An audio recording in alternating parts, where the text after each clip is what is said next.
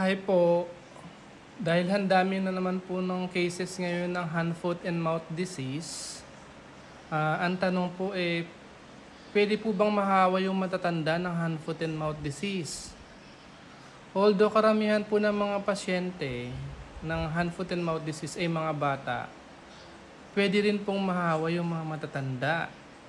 Totoo po yan, hindi lang po yan sa literature malalaman or sa Google. Kasi po, meron na po ako nanay ng pasyente ko, nahawa siya dun sa anak niya, ang hand, foot, and mouth disease.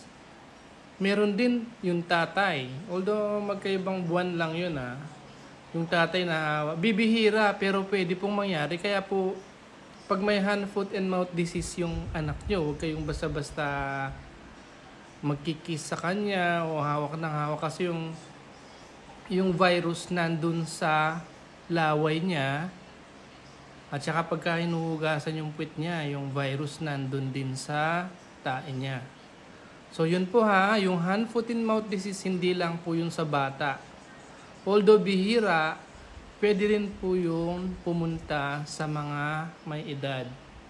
Kahit hindi ka na pang pedya. Thank you po.